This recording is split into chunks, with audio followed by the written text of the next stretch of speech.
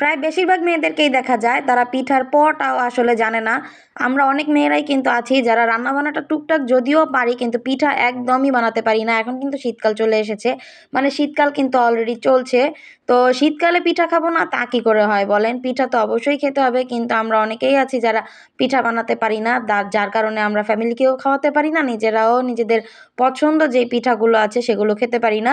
তো আজকে আমি আপনাদের সাথে একদম অল্প সময়ে খুবই সহজ রেসিপিতে ভাপা পিঠা বানানো দেখাবো। এটা হচ্ছে আমার আম্মুর হাতের বানানো ভাপা পিঠা। ভাপা পিঠাটা একদমই সহজ। এবার আমিও দেখে নিয়েছি। ইনশাআল্লাহ নেক্সট টাইম কিন্তু আমিও এটা ট্রাই করব। আর যারা ঢাকা শহরে থাকেন তারাও কিন্তু খুব সহজেই ভাপা পিঠাটা বানিয়ে ফেলতে পারবেন। খুবই অল্প উপকরণ লাগে এটাতে। আর তেমন কোনো কিছুই নেই, কোনো ঝামেলাও নেই। এখানে আমার আব্বু হচ্ছে একটা নারকেল কুড়িয়ে নিচ্ছিল। নারকেলটাকে আগেই ছিলে তারপর হচ্ছে নারকেলটাকে ফাটিয়ে দেন নারকেলটা কুড়িয়ে নিয়েছিল।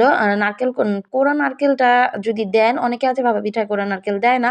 আবার অনেকে নারকেল দেয়। নারকেল দিলে কিন্তু আলাদা একটা আরকি খাওয়ার টেস্ট আসে। আর নারকেল ছাড়াও কিন্তু মজা লাগে। তবে নারকেলটা দিলে একটু বেশিই মজা লাগে। এখানে আম্মু যেই গুড়টা ছিল খেজুরের গুড়টাকে একটু বটি দিয়ে তারপর কেটে নিয়েছিল। কেটে নিলে ঝুরঝুরা হয়। অনেকে আবার দেখা যায় পাটাপোতার মধ্যে একটু ছেঁচে নেয়।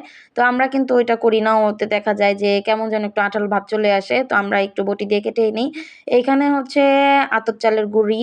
আ আতপ চালটাকে ভালো করে আপনার ধুয়ে তারপর একদম শুকিয়ে মেশিন থেকে ভাঙিয়ে নিয়ে এসেছে। তারপর আতপ চালের গুঁড়িটাকে আম্মু পানি দিয়ে পরিমাণ মতো অল্প, অল্প করে পানি দিয়ে তারপর ভাপা পিঠার আরকি পরিমাণ মতো পানি দেওয়ার পরে এটাকে গুঁড়ি করে নিয়েছে।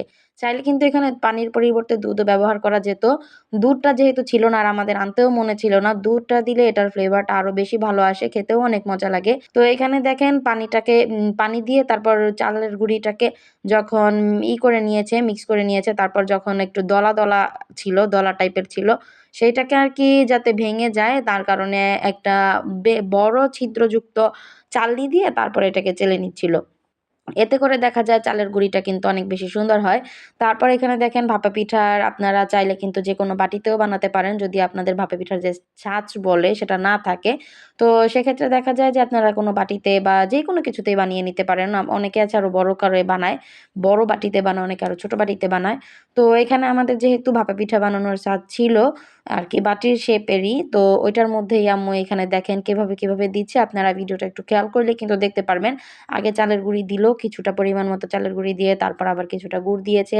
তারপর আবার একটু চালের গুঁড়ি দিয়েছে, দেন নারকেল দিয়েছে। অনেক রকমের করে কিন্তু বানানো যায়। যেমন এটা আম্মু একভাবে দেখিয়েছে, এইরকম করে বানিয়েছে। আবার কয়েকটা বানিয়েছে সে নারকেলটা একটু উপরে দিয়েছিল, আবার কয়েকটাতে ১ টা লেয়ার দিয়েছিল গুড়ের, আবার এটার মধ্যে যেমন ২ টা লেয়ার দিয়েছে গুড়ের।